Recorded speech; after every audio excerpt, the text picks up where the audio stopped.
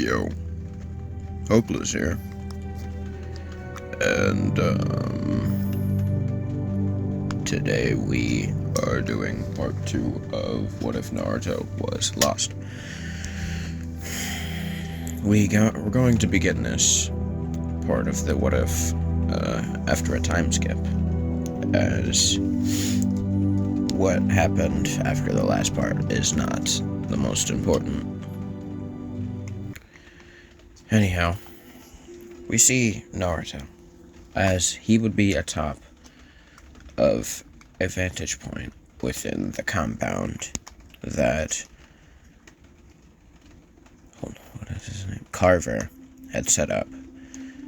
Carver being his new employer after requesting Naruto to guard and watch his wife and child.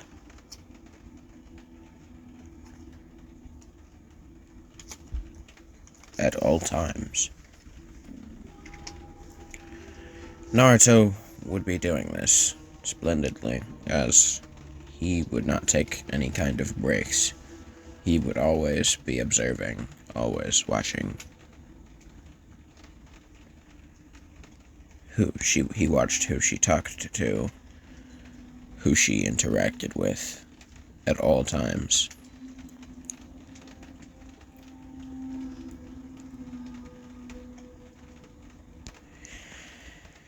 Naruto one day would find himself sitting atop a truck. This truck would hold many people from the compound, including Carver's wife, Rebecca. She would be a dark-skinned woman with an afro-like hairstyle. She would be wearing a long-sleeve t-shirt, and over that, just a normal sleeve t-shirt and some jeans with sneakers.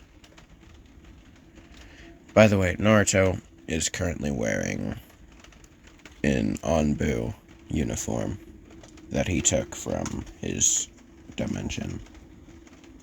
Over that, he would be wearing a cloak. It would be Sasuke's cloak from the last. I don't know, something about his poncho kind of cloak is just kind of clean to me. He would have a fox mask. Or not a fox mask, but a dog mask over his face. Something that he took from Kakashi after killing him.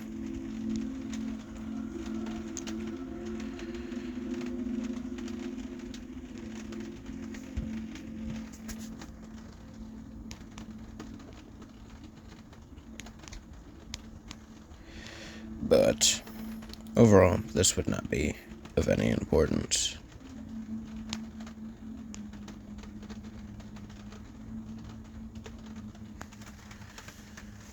Naruto would have notified Carver of the people's escape plan, as he also had notified that his wife Rebecca had been cheating on him with a man by the name of Alvin. He would have done this by sending a messenger hog that he trained to specifically only answer to Carver.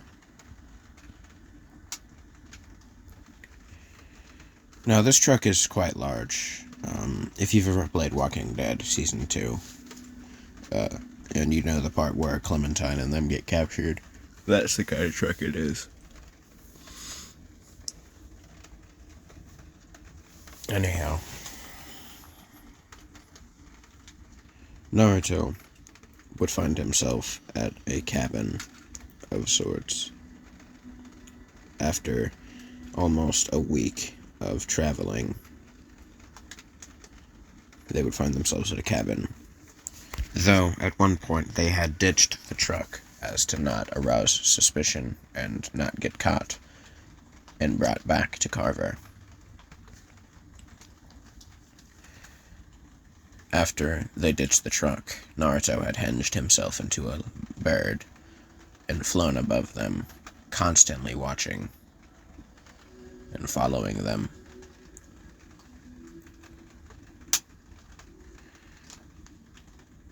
Now, it has been at least 3 months since their escape. The group members would be consistent of a man by the name of Nick, another man by the name of... what was his name? Damn, I really gotta figure out what their names are again. Well, they're not important right now. If you've played Season 2 of The Walking Dead, then you know what I'm talking about, who I'm talking about. If not, just look up The Walking Dead Season 2, and you'll see half of the characters. But there would be a man named Luke. Man, this story is dog water, I'm not gonna lie. I might just cancel this out if people are just not really fucking with it. Whatever. Anyhow, all of them would have settled down in this cabin, making plans as to where they would go. They had been given the great idea to go towards the mountains, where it was cold, where the walkers would freeze. Naruto would only watch. Back to the compound, as we see Carver in his office. Naruto's hawk sitting atop his desk as Carver would read the letter given to him by Naruto. He would be reading it as he would have been informed of where they are, though currently Carver will not be making his way there as he has to deal with an up-and-coming horde coming towards the compound. He's glad that he had found Naruto, and that Naruto was so willing to do what he was told. Because as long as he knows that Naruto is watching over Rebecca, he knows that his child will be safe. Overall, he does not care much for the woman, but for the child. Carver would smile to himself before closing the letter and tossing it into the trash bin next to his desk. The bird would fly off without any note, without any paper to deliver. Carver knew he had no need to write back, as he knew that Naruto would understand his orders without even him having to tell him. Back to Naruto. Naruto would be sitting atop a tree, one of the taller trees in the forest that surrounded the cabin, as he would be watching Luke and... was there someone else with him? No, I think it was just Luke. He would be watching Luke, as there would be a little girl behind him who would be holding her arm that would be bleeding. At first thought, Naruto had just assumed she was bitten by a walker. However, on closer inspection, the skin did not look infected, and the bite marks seemed more animal-like in nature.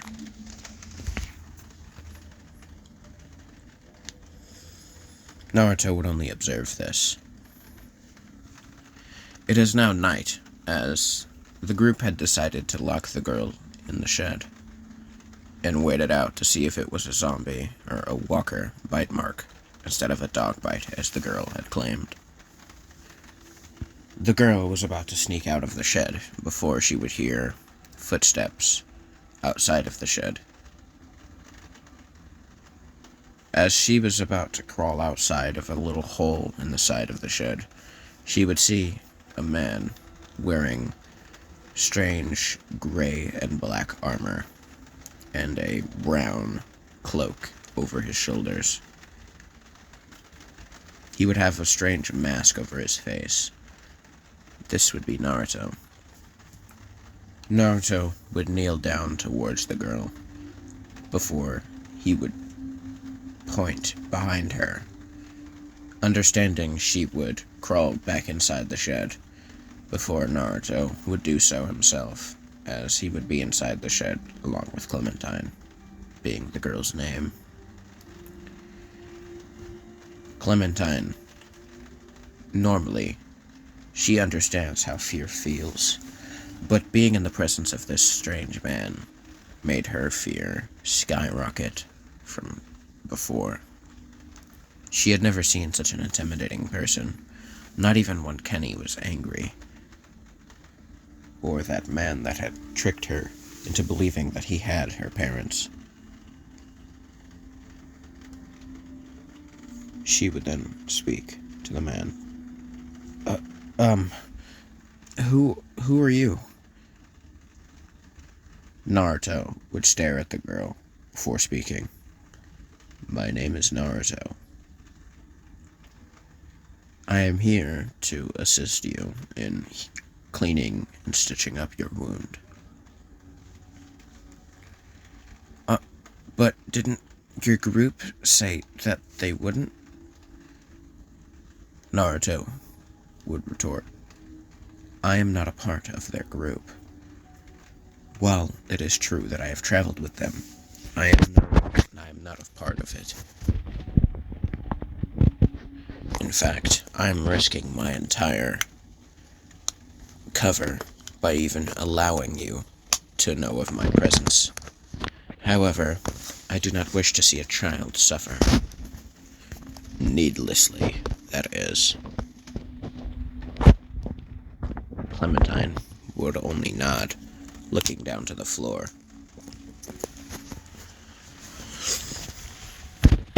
Naruto would then say, sit down. I will stitch your wound. Clementine would only nod before she would sit down on the floor, Naruto kneeling down next to her.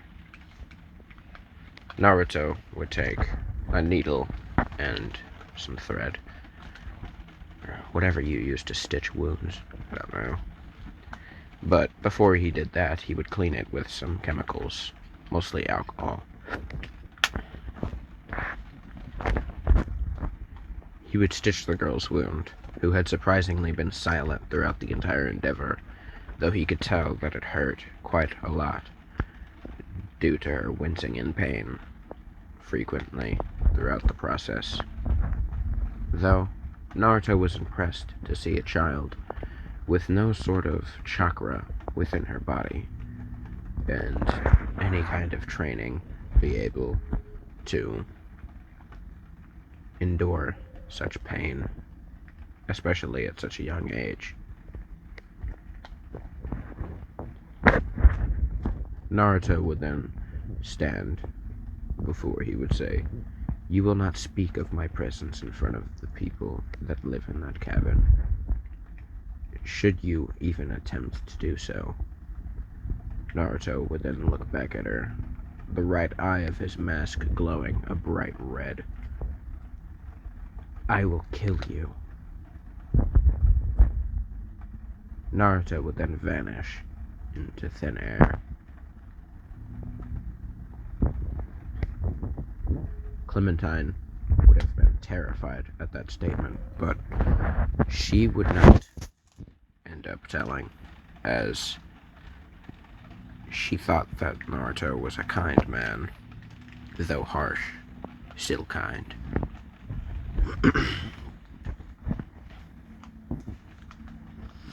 In the morning, Clementine would open her eyes due to light being shown into the shed. She would open her eyes as she would rub them groggily.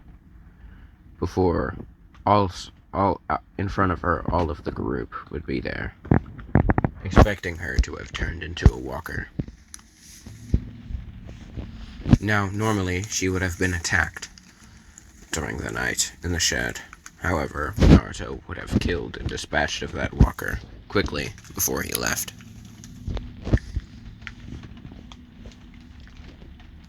Clementine would look at the group before she would say, "I'm still not bitten."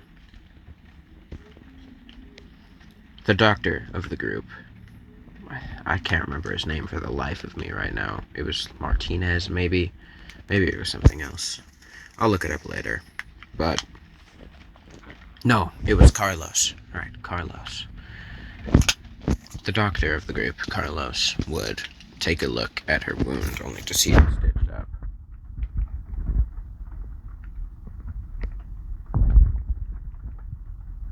Immediately, he would assume that she snuck in and stole their supplies.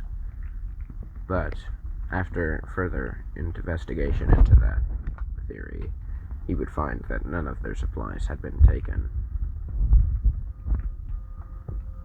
Clementine would refuse to say anything about it.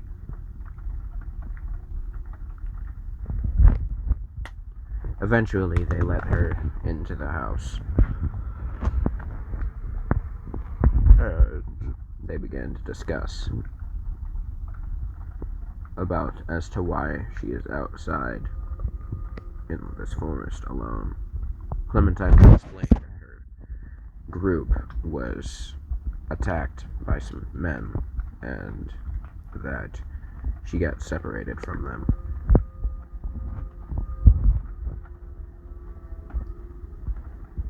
Everybody in the group would understand this, but overall they were still on edge, worrying constantly about if Carver were to show up and take them back. We're going to time skip. After some time, Nick would have ended up being bitten after going out on a run to investigate some gunshots that were heard earlier that morning. Him and his Uncle Pete, along with Clementine, would have gone, though only Clementine and Pete would have returned. I know this isn't what happened in canon, but I figured why not change it? You know, it shouldn't be so boring to the point where something like this would happen. Plus, I just don't like Nick. Anyhow, they would have found Nick's body the next day.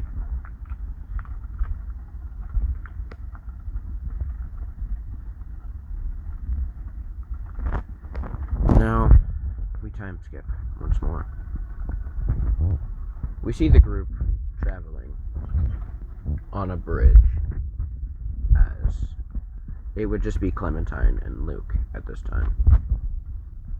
The rest of the group stayed back to observe and make sure it was safe, as they thought it would be best to leave most of the group to protect Rebecca, being pregnant as she is. Though, as they would not know, Naruto was all that was needed to ever protect her.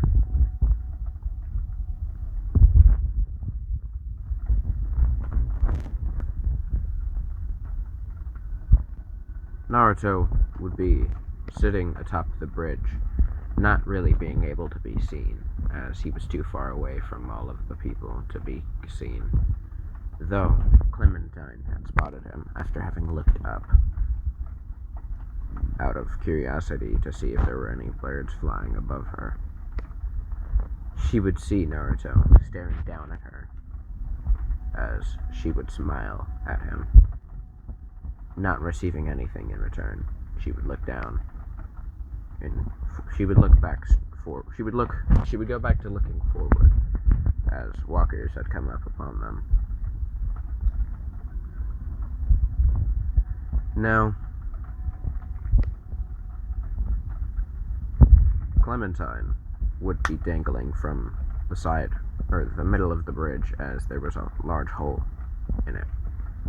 She would be hanging on for dear life, as a walker would chomp and clack its teeth at her, trying to bite her, but being unable to do so. as Luke would be holding it back. This is when Clementine would lose her grip, as she would then fall from the bridge. Clementine expected to feel a rush of cold water, and maybe something hit her very hard, but she only felt the rush of wind in her hair and face. As she would open her eyes, squinting as the wind was blowing quite fast, causing her eyes to burn. She would look to her left to see she was being held by Naruto. Naruto would drop her behind Luke before vanishing once more. Luke would turn around hearing the thud of Clementine landing, as he would look back down towards the bridge, shocked, before running towards Clementine and kneeling in front of her, making sure she was alright.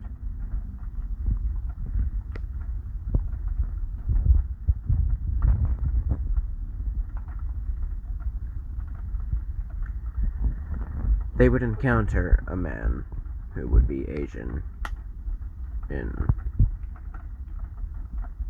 we would encounter an Asian man wearing a black hoodie, holding a rifle, as he would offer them some food, and that he would inform them that he had his group back up in a cabin up further up the mountain, and he would offer to take them there after his shift was over. The group would agree. Now, normally, the man would have been shot because Nick was trigger happy and thought he was a threat, but in this timeline, it will not occur, as Nick is not alive to do such a thing. Anyhow, we time skip to when the group arrives to the cabin atop the mountain. Or, not really a cabin, but more of a lodge, sorry. As the man would lead them to the front door of the lodge, he would knock on the door before it would be opened by a man with brownish white hair, or gray hair, showing his age, as he would have a handlebar mustache on his face. He would be wearing a trucker cap, as well as a brown winter jacket with a green long sleeve under, wearing some jeans and some brown boots. I don't remember if that's what Kenny was rocking in Season 2, but we can go with it anyway. Soon after introductions, this man would be recognized as Kenny by Clementine. This man would have taken care of her, along with Lee, before all of the bad things happened. Whoa. More after all of the bad things happened, but that's not very important right now.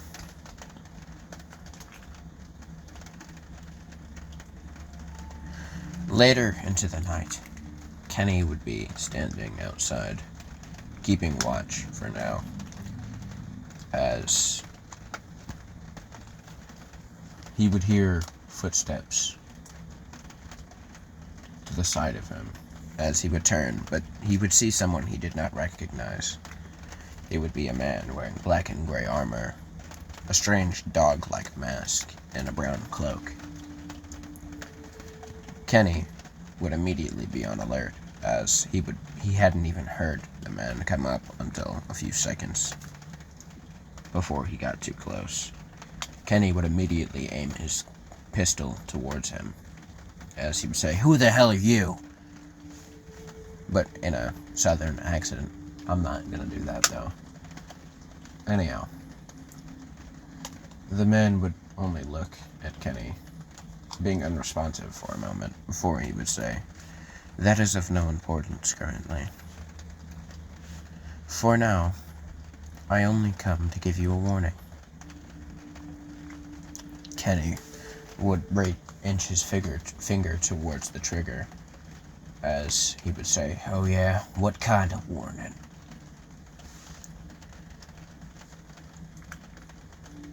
Naruto would only respond with, I would suggest that you close all of the shutters in your lodge and lock up for the night. A storm is coming. You will not survive it if you do not do these things. Kenny, still somewhat tense but more relaxed after hearing a simple warning such as that, would say, "Okay, and why are you telling me this?" Naruto would look out to the view as he would say, "My only objective is to protect the pregnant woman and her child. Nothing more, nothing less." Now, this is where I'll be ending this part of What If Naruto Was Lost.